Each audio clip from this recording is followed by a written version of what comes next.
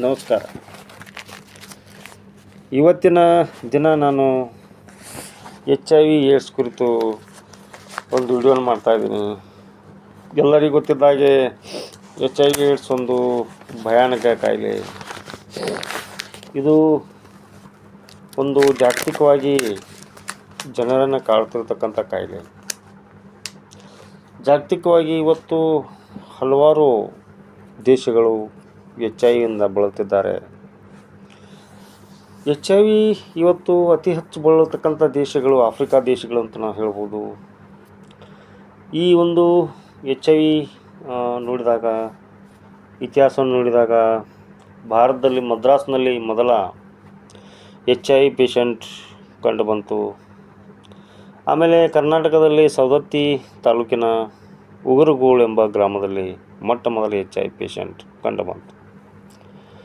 HIV ಕಾಯಿಲೆ ಸಾಮಾನ್ಯವಾಗಿ ನಾವು ಪ್ರಮುಖವಾದಂಥ ಒಂದು ರೋಗ ಅಂತ ಹೇಳ್ಬೋದು. ಇದು ಮನುಷ್ಯನನ್ನು ರೋಗನಿರೋಧಕ ಶಕ್ತಿ ಕಡಿಮೆ ಮಾಡಿ ಕ್ಷೀಣಗೊಳಿಸುತ್ತದೆ. ಜೀವನ ಪೂರ್ತಿ ಅದು ಒಂದು ಬದುಕಲು ಅವಕಾಶ ಕೊಡದೆ ಒಂದು ನೋವನ್ನು ಕೊಡ್ತದೆ. ಕಾಮನ್ನಾಗಿ ಈ HIV/AIDS ಕಾರಣಗಳನ್ನ ನೋಡಬೇಕಾದ್ರೆ ಅಸುರಕ್ಷಿತ ಲೈಂಗಿಕ ಕ್ರಿಯೆಯಿಂದ ಏಡ್ಸ್ ಬರುತ್ತದೆ. ಇದು ಏಕಪತ್ನಿತ್ವವನ್ನು ಪಾಲಿಸಬೇಕಾಗುತ್ತದೆ. ಅನೈತಿಕ ಸಂಬಂಧವನ್ನು ದೂರಿಡಬೇಕಾಗುತ್ತದೆ. ಇದರಿಂದ HIV/AIDS ತಡೆಯಲು ಸಾಧ್ಯವಿದೆ. ಈ ವಾಣಿಜ್ಯ ಅಥವಾ ಕಮರ್ಷಿಯಲ್ ಸೆಕ್ಸ್ ವರ್ಕರ್ದಿಂದ, ವಾಣಿಜ್ಯ ಲೈಂಗಿಕ ಕಾರ್ಯಕರ್ತರಿಂದ ಏಡ್ಸಕ್ಕೆ ಆಹ್ವಾನ ನೀಡಿದಂತಾಗುತ್ತದೆ. ಆದ್ದರಿಂದ ಅನೈತಿಕತೆ ನಿಲ್ಲಿಸುವುದು ಒಳ್ಳೆಯದು. ಎರಡನೇದು, ರಕ್ತದಾನ ಮಾಡೋದರಿಂದ, ವರ್ಗಾಯಿಸೋದ್ರಿಂದ ಕೂಡ ಇದು ಏಡ್ಸ್ ಬರುತ್ತದೆ. ಸೋಂಕಿತ ವ್ಯಕ್ತಿಯ ರಕ್ತವನ್ನು ಆರೋಗ್ಯಯುತ ವ್ಯಕ್ತಿಗೆ ನೀಡುವುದರಿಂದ ಕೂಡ ಏಡ್ಸ್ ಬರುತ್ತದೆ. ಚುಚ್ಚುಮದ್ದುಗಳನ್ನು ಕೂಡ ನಾವು ನೋಡ್ಬೋದು. ಈ ಅಸುರಕ್ಷಿತವಾದ ಸೋಂಕಿತ ವ್ಯಕ್ತಿಯಿಂದ ಇನ್ನೊಬ್ಬ ವ್ಯಕ್ತಿಗೆ ಚುಚ್ಚಿದರೆ ಏಡ್ಸ್ ಬರುತ್ತದೆ. ಇವುಗಳನ್ನು ಅಸುರಕ್ಷಿತವಾಗಿ ಚುಚ್ಚುಮದ್ದುಗಳನ್ನು ಒಬ್ಬರು ಬಳಸುವುದರಿಂದ HIV/AIDS ಬರುತ್ತದೆ. ಅದರಲ್ಲಿ ಮಾದಕ ದ್ರವ್ಯಗಳಾದ ಬ್ರೌನ್ ಶುಗರ್, ಹಿರಾಯಿನ್, ಕೊಕೈನ್, LSD ಅಂತ ಈ ಒಂದು ಚುಚ್ಚುಮದ್ದುಗಳನ್ನು ಒಬ್ಬರಿಗೊಬ್ಬರು ವರ್ಗಾಯಿಸಿಕೊಳ್ಳುವುದರಿಂದ ಕೂಡ HIV/AIDS ಬರುತ್ತದೆ. ತಾಯಿಯಿಂದ ಮಗುವಿಗೆ ಕೂಡ, ತಾಯಿ ಗರ್ಭಿಣಿ ಇದ್ದಾಗ ಹೆರಿಗೆ ಸಮಯದಲ್ಲಿ ಹಾಲನ್ನು ಕುಡಿಸೋದ್ರಿಂದ ಮಗುವಿಗೆ ಕೂಡ HIV/AIDS ಬರುತ್ತದೆ. ಇನ್ನು HIV/AIDS ಲಕ್ಷಣ ನೋಡಿದಾಗ ಕಾಮನ್ನಾಗಿ HIV/AIDS ಇದ್ದವರಿಗೆ ತಲೆನೋವು ಬರುತ್ತದೆ, ಅತಿಸಾರ, ಅತಿ ಭೇದಿ ಆಗುತ್ತದೆ, ಹಸಿವು ಆಗುತ್ತದೆ, ಗಂಟಲು ನೋವು ಬರುತ್ತದೆ, ರಾತ್ರಿ ಬೆವರುತ್ತಾರೆ, ಹೆಚ್ಚು ಗಂಟಲು ನೋವು ಕಂಡು ಬರುತ್ತದೆ. ಅವರಲ್ಲಿ ತೂಕ ಇಳಿಯುತ್ತದೆ, ಉಸಿರಾಟದಲ್ಲಿ ತೊಂದರೆ ಆಗುತ್ತದೆ, ದೃಷ್ಟಿ ಮಂದವಾಗುತ್ತದೆ, ರಾತ್ರಿ ಸಮಯದಲ್ಲಿ ಬೆವರುತ್ತಾರೆ ಮತ್ತು ಅವರು ನ್ಯೂಮೋನಿಯಾ ಎಂಬ ರೀತಿಯಲ್ಲಿ ಇರುತ್ತಾರೆ. ಕಾಮನ್ನಾಗಿ HIV/AIDS ಪರೀಕ್ಷೆ ಮಾಡುವಾಗ 4 ಪರೀಕ್ಷೆಗಳನ್ನು ಮಾಡ್ತಾರೆ ವೈದ್ಯರು ಪ್ರಯೋಗಾಲಯಗಳಲ್ಲಿ. ಅದು ಒಂದು ರ್ಯಾಪಿಡ್ ಪರೀಕ್ಷೆ ಅಂತ ಕರೀತಾರೆ, ಆ್ಯಂಟಿಜೆನ್ ಅಂತಾರೆ, ಇನ್ನೊಂದು ಎಲಿಸಾ ಅಂತ ಕರೀತಾರೆ, ಅದನ್ನು ಆ್ಯಂಟಿಬಾಡಿ ಪರೀಕ್ಷೆ ಅಂತಾರೆ, PCR ಪರೀಕ್ಷೆ ಅಂತ ಮಾಡ್ತಾರೆ ಮತ್ತು NAT ಪರೀಕ್ಷೆ ಅಂತ ಮಾಡ್ತಾರೆ. ಈ HIV/AIDS ತಡೆಯಲು ಜಾಗತಿಕವಾಗಿ ಅದಕ್ಕೆ ಚಿಕಿತ್ಸೆ ನೀಡಲು ಅನೇಕ ಒಂದು ಪ್ರಯತ್ನ ನಡೆದಿದೆ. ಇದರಲ್ಲಿ FDA ಅಂತ ಅಮೇರಿಕಾದ ಒಂದು food and drugs administration America ಸಂಸ್ಥೆ 2021ರಲ್ಲಿ ಕೆಬಿನೋವಾ ಎಂಬ ಒಂದು ಔಷಧವನ್ನು ಒಂದು ದೃಢೀಕರಣ ಮಾಡಿದೆ. ಅದೇ ರೀತಿ ಲ್ಯಾನ್ಕಾಪವೀರ್ ಅಂತ ಬರ್ತದೆ. ಇವೆಲ್ಲ HIV/AIDS ಔಷಧಗಳು. ಇಂದಿನ ದಿನಗಳಲ್ಲಿ ಅನೇಕ ಕ್ಲಿನಿಕಲ್ ಟ್ರಯಲ್ ಅಂತ ಸಂಶೋಧಕರು ಮೇಲಿಂದ ಮೇಲೆ ಸಂಶೋಧನೆ ಮಾಡ್ತಾ ಇದ್ದಾರೆ, ಪ್ರಯೋಗ ಮಾಡ್ತಾ ಇದ್ದಾರೆ. ಅದು ಮುಂದಿನ ದಿನಗಳಲ್ಲಿ ಔಷಧ ಬರುವುದು ಅನಿಸುತ್ತದೆ. ಇದು ಒಂದು HIV ಪೀಡಿತರಲ್ಲಿ ದೊಡ್ಡ ಆಶಾಕಿರಣ, ಒಂದು ಕ್ರಾಂತಿ ಆಗಬಹುದು ಅಂತ ಅನ್ನಿಸ್ತದೆ. ಇನ್ಮೇಲೆ HIV/AIDS ಹೆಚ್ಚು ಟ್ರೀಟ್ಮೆಂಟ್ಗೆ ಕೊಡಬೇಕಾದ್ದು ಈಗ ART ಅಂತ ಕೊಡ್ತಾರೆ, ಆ್ಯಂಟಿ ರಿಟ್ರೋವೈರಲ್ ವೈರಸ್ ಅಂತ. ಎಲ್ಲ ಸಮುದಾಯ ಆರೋಗ್ಯ ಕೇಂದ್ರಗಳಲ್ಲಿ, ಪ್ರಾಥಮಿಕ ಆರೋಗ್ಯ ಕೇಂದ್ರಗಳಲ್ಲಿ, ಜಿಲ್ಲಾಸ್ಪತ್ರೆಗಳಲ್ಲಿ ಕಾಮನ್ನಾಗಿ ಇರ್ತಕ್ಕಂಥ ಟ್ರೀಟ್ಮೆಂಟು ಈಗ ART ಅಂತ ಮಾಡಿದ್ದಾರೆ.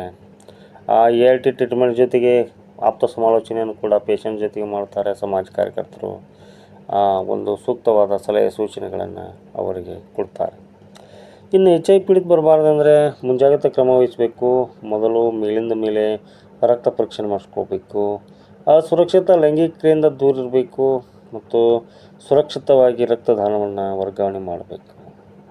ನಿರೋಧ ಬಳಸಲು ಪ್ರೋತ್ಸಾಹಿಸಬೇಕು. ರೋಗ ಬರದಂತೆ ಒಂದು ಆರೋಗ್ಯ ಶಿಕ್ಷಣವನ್ನು ಸಮುದಾಯ ಜನರಲ್ಲಿ ನೀಡಬೇಕು. ಪೌಷ್ಟಿಕ ಆಹಾರ ಸೇವನೆಯನ್ನು ಮಾಡಿಸಲು ಹೆಚ್ಚು ಪ್ರೋತ್ಸಾಹ ನೀಡಬೇಕು. ವಿಟಮಿನ್, ಪ್ರೋಟೀನ್, ಕಾರ್ಬೋಹೈಡ್ರೇಟ್ಸ್ಗಳನ್ನು ಹೆಚ್ಚಿನ ರೀತಿಯಲ್ಲಿ ನೀಡಲು ಪ್ರಯತ್ನಿಸಬೇಕು. ಅದರಲ್ಲಿ ಹಣ್ಣುಗಳನ್ನು, ದವಸ ಧಾನ್ಯಗಳನ್ನು ಹೆಚ್ಚು ಪ್ರೋತ್ಸಾಹಿಸಬೇಕು. ಮಾಂಸ ಅಥವಾ ಇನ್ನಿತರ ಹಾಲಿನ ಉತ್ಪನ್ನಗಳನ್ನು ನಿಷೇಧಿಸಬೇಕು. ಸುರಕ್ಷಿತ ಚುಚ್ಚುಮದ್ದುಗಳನ್ನು ಬಳಸಲು ಸಹಾಯ ಮಾಡಬೇಕು. ಎಚ್ ಐ ವಿ ಪೀಡಿತ ಮಹಿಳೆ ಗರ್ಭಿಣಿ ಇದ್ದಾಗ ಸೂಕ್ತವಾದ ಚಿಕಿತ್ಸೆಯನ್ನು ಪಡೆಯಬೇಕು. PPT-CT ಅಂತಹ ಒಂದು ಚಿಕಿತ್ಸೆಯನ್ನು ಪಡೆದು ಒಂದು ಗರ್ಭಿಣಿ ಮಗುವನ್ನು ಉಳಿಸಲು ಸಾಧ್ಯವಿದೆ. ಔಷಧೋಪಚಾರ ದೀರ್ಘವಾಗಿರುವುದರಿಂದ ದೀರ್ಘವಾದ ಔಷಧೋಪಚಾರವನ್ನು ಮಾಡಬೇಕು. ಕೆಲವೊಂದು ಸಲ ಎಚ್ ಐ ವಿ ಈ ಒಂದು ಟ್ರೀಟ್ಮೆಂಟ್ನಲ್ಲಿ, ಏಡ್ಸ್ನಲ್ಲಿ ಕೆಲವು ಅಡ್ಡ ಪರಿಣಾಮಗಳನ್ನು ಕೂಡ ನಾವು ನೋಡ್ತಾ ಇದ್ದೀವಿ. ಚಿಕಿತ್ಸೆಯಲ್ಲಿ ಕಾಮನ್ನಾಗಿ ಅಡ್ಡ ಪರಿಣಾಮ ಏನಾಗ್ತದೆ ಅಂತಂದರೆ ಹೃದಯ ಕಾಯಿಲೆಗಳಿಗೆ ಬರ್ತವೆ. ಮೂತ್ರಪಿಂಡ, ಪಿತ್ತಕೋಶಗಳು ಕೆಲವು ಸಲ ನಾಶ ಆಗ್ತದೆ. ಎಲುಬುಗಳು ದುರ್ಬಲ ಆಗುತ್ತವೆ. ದೇಹದಲ್ಲಿ ಕೊಬ್ಬಿನಾಂಶ ಹೆಚ್ಚಾಗ್ತದೆ. ವಾಂತಿ, ಅತಿಸಾರ ಕೂಡ ಹೆಚ್ಚಾಗುತ್ತದೆ. ರಕ್ತದಲ್ಲಿ ಸಕ್ಕರೆ ಪ್ರಮಾಣ ಹೆಚ್ಚಾಗುತ್ತದೆ. ಈ ಭಾವನಾತ್ಮಕ ಮತ್ತು ಇನ್ನಿತರ ಒಂದು ನಿದ್ರಾ ಸಮಸ್ಯೆಗಳು ಕೂಡ ಇದರಲ್ಲಿ ಹೆಚ್ಚು ಕಂಡುಬರುತ್ತವೆ. ಎಚ್ ಐ ವಿ ಏಡ್ಸ್ ಒಂದು ಭಯಾನಕ ಕಾಯಿಲೆ. ಇದನ್ನು ತಡೆಯಲು ಎಲ್ಲ ಸಮುದಾಯ ಪ್ರಯತ್ನಿಸಬೇಕಾಗುತ್ತದೆ. ಆದರೂ ಕೂಡ ಕೆಲವೊಂದು ಕಡೆ ಈ ಕಮರ್ಷಿಯಲ್ ಸೆಕ್ಸ್ ವರ್ಕರ್ ಅಥವಾ ಒಂದು ವಾಣಿಜ್ಯದ ಲೈಂಗಿಕ ಕಾರ್ಯಕರ್ತರು ಈ ಎಚ್ ಐ ವಿ ಏಡ್ಸನ್ನು ಹೆಚ್ಚುತ್ತಾ ಸಾಗಿದ್ದಾರೆ. ಅದನ್ನು ತಡೆಗಟ್ಟಲು ಸರ್ಕಾರ ಹಲವಾರು ಕಾರ್ಯಕ್ರಮಗಳನ್ನು ಹಮ್ಮಿಕೊಂಡಿದೆ. ಹಲವಾರು ಧನ ಸಹಾಯವನ್ನು ಮಾಡಿದೆ. ಹಲವಾರು ಪ್ರಯತ್ನ ಮಾಡಿದರೂ ಕೂಡ ಎಚ್ ಐ ವಿ ಏಡ್ಸ್ ನಿಯಂತ್ರಣದಲ್ಲಿ ಬರಲು ಸಾಧ್ಯವಾಗುತ್ತಿಲ್ಲ. ಉದಾಹರಣೆಗೆ ನ್ಯಾಕೋ ರಾಷ್ಟ್ರೀಯ ಏಡ್ಸ್ ನಿಯಂತ್ರಣ ಸಂಸ್ಥೆ ಮತ್ತು ಕರ್ನಾಟಕದ KSAPCS ಅನ್ನುವಂಥ Karnataka States AIDS prevention society ಕೂಡ ಪ್ರಯತ್ನ ಮಾಡ್ತಾ ಇದೆ. ಎಲ್ಲ ಉಚಿತವಾಗಿ ಆಸ್ಪತ್ರೆಗಳಲ್ಲಿ ಅದು ಉಚಿತ ನಿರೋಧ ಮತ್ತು EIT ಮಾತ್ರೆಗಳನ್ನು ಕೊಡ್ತದೆ. ಜೊತೆಗೆ ಅನೇಕ ಸಂಘ ಸಂಸ್ಥೆಗಳಿಗೆ ಹಣಕಾಸಿನ ಸಹಾಯ ಒದಗಿಸುವ ಮೂಲಕ ಈ ಒಂದು ಎಚ್ ಐ ವಿಯನ್ನು ಮತ್ತು ಏಡ್ಸನ್ನು ತಡೆಯಲು ಮುಂಜಾಗ್ರತಾ ಕ್ರಮ ವಹಿಸಲು, ಪುನರ್ವಸತಿ ಒದಗಿಸಲು ಕ್ರಮ ವಹಿಸಿದೆ. ಆದ್ದರಿಂದ ಎಚ್ ಐ ವಿ ಏಡ್ಸನ್ನು ನಾವು ತೊಲಗಿಸಬೇಕಾದರೆ ಮೊದಲು ಆರೋಗ್ಯ ಶಿಕ್ಷಣ ಪಡಿಬೇಕು. ಅದರಿಂದ ಮಾತ್ರ ಈ ಒಂದು ತಡೆಗಟ್ಟಲು ಸಾಧ್ಯವಿದೆ ಅಂತ ಹೇಳ್ತೀನಿ. ಇಲ್ಲಿಗೆ ನನ್ನ ವಿಡಿಯೋನ ಮುಗಿಸ್ತಾ ಇದ್ದೀನಿ. ಈ ನೋಡ್ತಾ ಇರೋ ಎಲ್ಲ ನಮ್ಮ ಪ್ರೇಕ್ಷಕರು ದಯಾಗಳಾದ ತಾವು ಲೈಕ್ ಮಾಡಿ ಮತ್ತು ಸಬ್ಸ್ಕ್ರೈಬ್ ಮಾಡಿ ಅಂತ ಕೇಳ್ಕೊಳ್ತೀನಿ. Thank you.